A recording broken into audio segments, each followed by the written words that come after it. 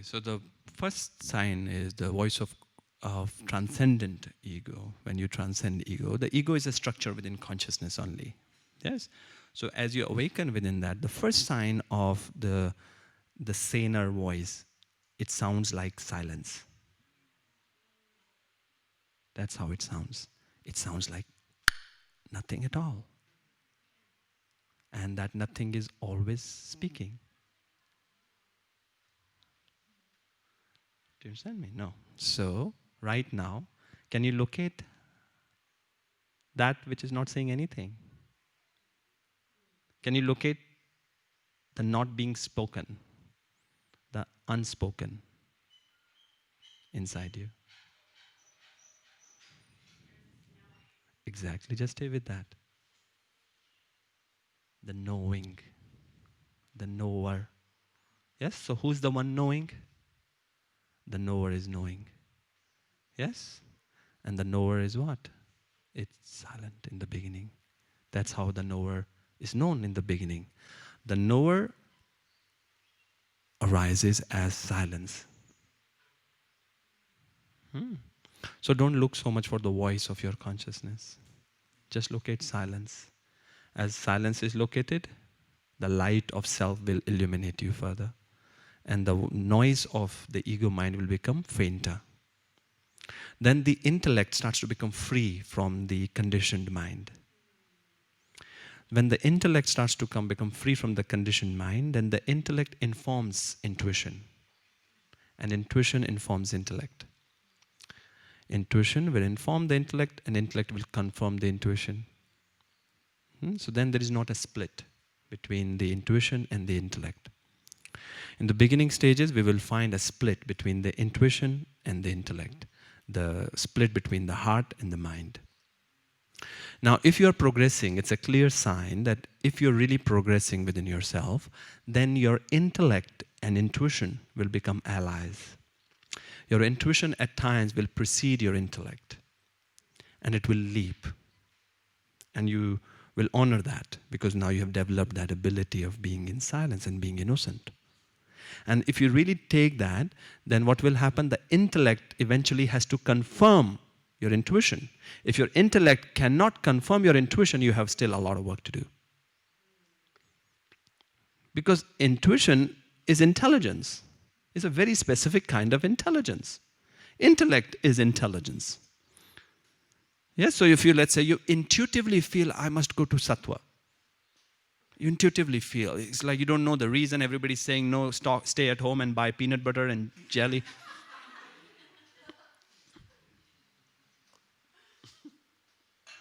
And you intuitively feel. And you take the action. Yes, based on your intuition. And then if you land here and then you start doing, then your intellect has, yes, I was right. Thanks God I came here. Yes, but if your intellect says, no, oh my God, why did I come here? What was my intuition saying? Then you have work to do in yourself. So intuition and intellect have to get into harmony. That's a sign of progress. Clear?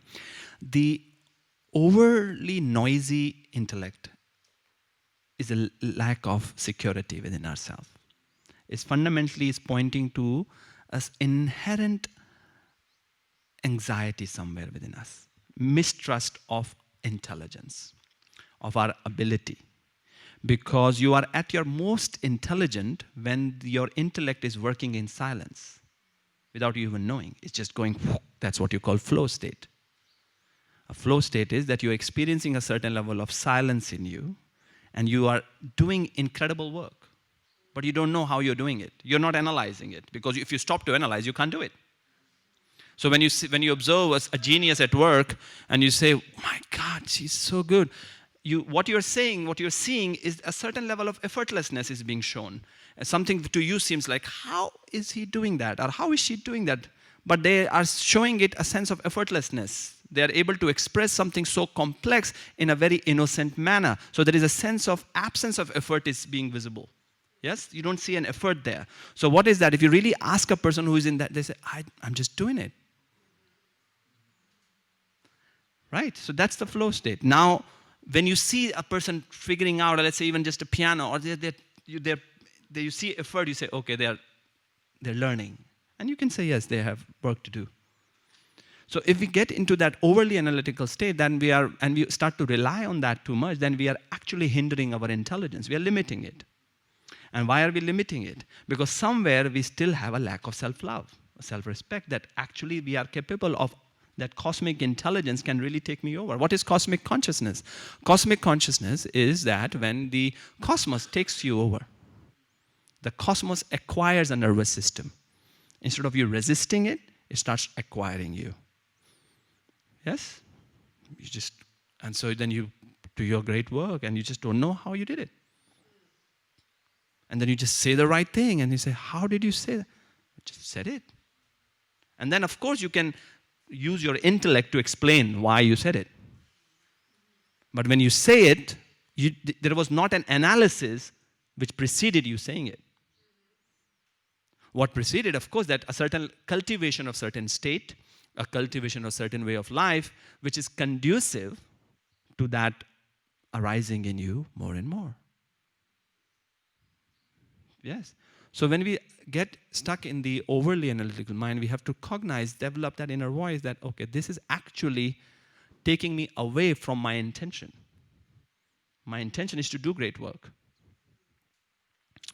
But if I stay stuck in this, then actually I can't do great work.